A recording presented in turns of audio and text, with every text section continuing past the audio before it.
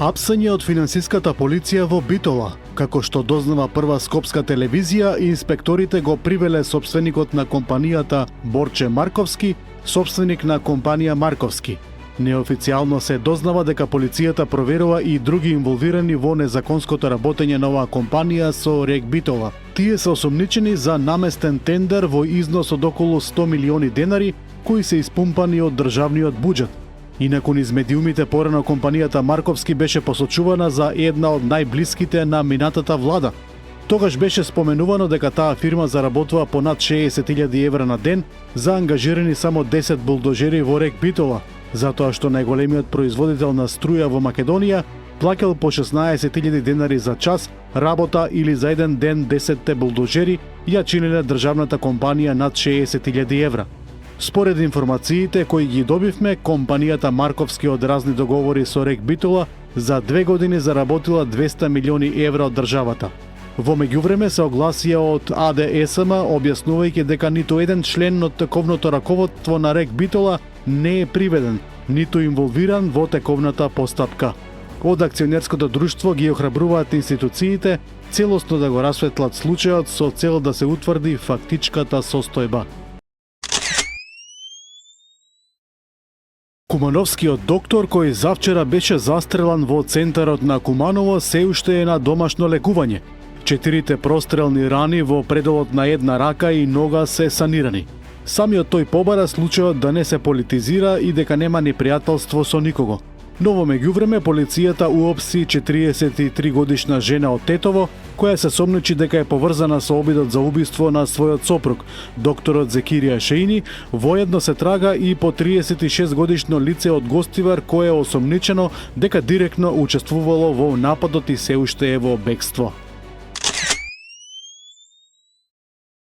Деновиве многу слушавме за тоа како градовите низ Македонија ќе бидат разубавени, подсредени и доизградени, но се чини дека многу малку се кажува за селата, а токму таму е големата потреба од институционална реакција. Иако поминува првата четвртина од 21. век, кога во светот се работи на вештачката интелигенција, а во многу македонски села се уште има недостиг на пристојни патишта, нема канализација, нема добар водовод, електричната инфраструктура е за поправка и нема амбуланти. Тоа е главната причина што таквите села снемуваат и жители. Неопходно е секој избран локален функционер ова да го има во предвид. Да, и досега по нешто се правеше, ама треба да се увиди дека тоа е малку. Впрочем, без средени села и задоволни и работливи селани, развојот на Македонија ќе биде лимитиран. А нели за развојот на државата најмногу ни ветуваат во кампањата. На 11-тиот ден од изборната кампања за локалните избори, политичките партии, коалициите и независните продолжуваат со представување на своите програми и кандидати пред граѓаните. Денеска се најавени митинзи и директни средби во повеќе општини низ Македонија. ВМРО ДПМН ќе биде во Зелениково, Илинден, Центар и Киселавода, додека СДСМ во Демир Капија, Росоман, Кавадарци и Неготино. Левица исто така ќе се представи пред граѓаните во Росоман и Кавадарци. Прва Скопска во редовната изборна хроника ги следи настапите на кандидатите за градоначалници на Скопје и на скопските и околните општини. Денеска во редовниот дел за предизборно интервју ќе може да го проследите Златко Тренчевски, кандидат на Левица за градоначалник на Газибаба. Почнува вакцинирањето на населението против сезонски грип.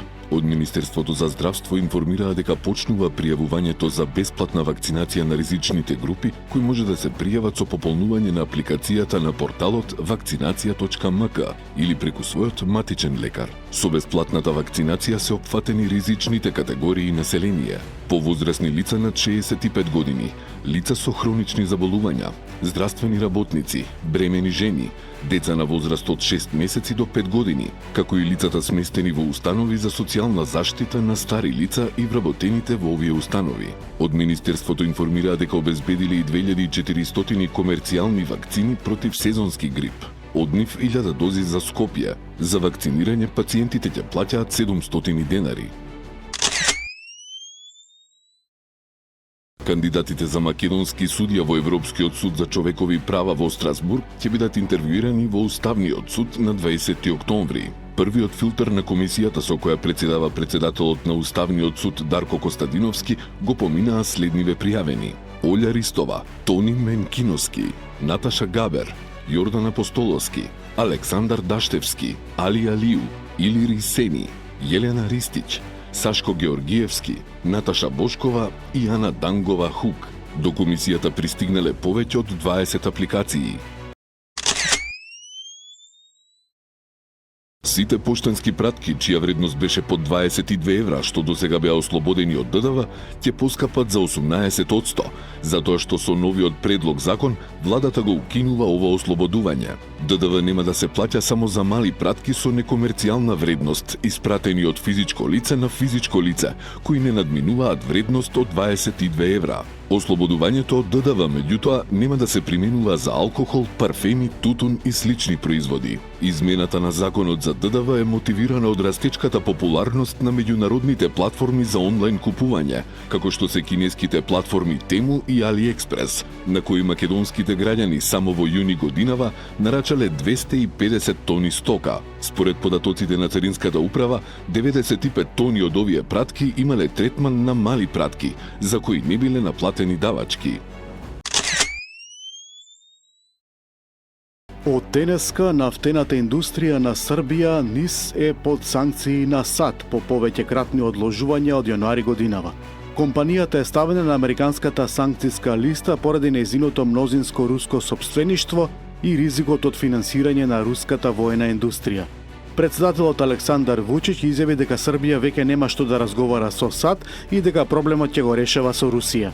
Според експерти, санкциите може да предизвикаат проблеми со снабдувањето со нафта, повисоки цени и економски загуби кои веќе се забележуваат во работењето на компанијата. Веднаш по пристигнувањето на војните турски беспилотни летала во Косово имаше остра реакција од српскиот председател Александар Вучич. Тој истакна дека Турција сонува за обнова на Отоманската империја и остро го осуди потегот на Анкара повторно да додаде оружје на Косово. Тој истакна дека Турција сонува за обнова на Отоманската империја и остро го осуди потегот на Анкара повторно да даде оружје на Косово. Згрозен сум од однесувањето на Турција и грубото кршење на повелбата на Обединетите нации и резолуцијата 1244 на Советот за безбедност на Обединетите нации, како и од континуираното вооружување на властите во Приштина. Србија е мала земја, но ние добро ја разбравме пораката, рече Александар Вучич. Израел и Хамас постигнаа договор за првата фаза од мировниот план за Газа, што може да го отвори патот за крај на двегодишниот воен конфликт. Разговорите во Египет резултираа со договор за прекин на огнот и размена на заложници и затвореници. Планот предвидува повлекување на израелската војска и влез на хуманитарна помош во Газа. Владата на Израел треба да го одобри договорот, пошто примирието веднаш ќе стапи во сила. Спогодбата ја поздравија светските лидери, семејствата на заложниците и раселените палестинци.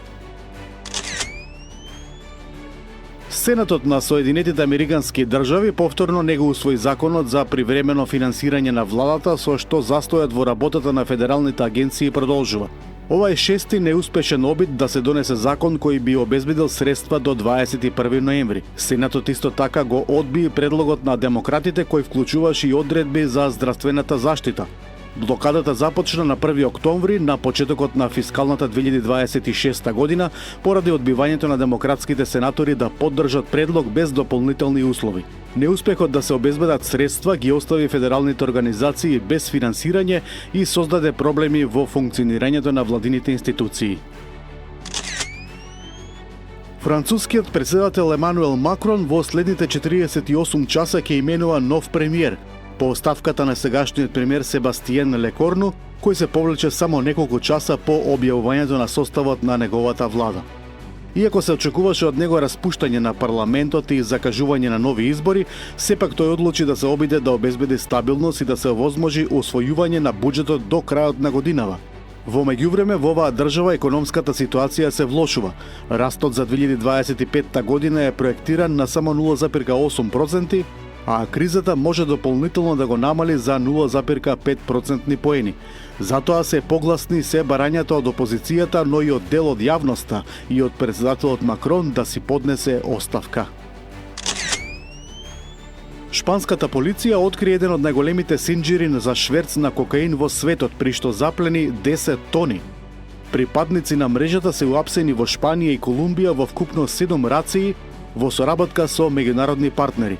Наркосинџирот годишно пренесувал околу 120 тони кокаин од Колумбија до Европа, користејќи пристаништа во Холандија, Белгија и Шпанија. Дел од шемите вклучувале перење пари и трансакции во криптовалути вредни околу $700 милиони.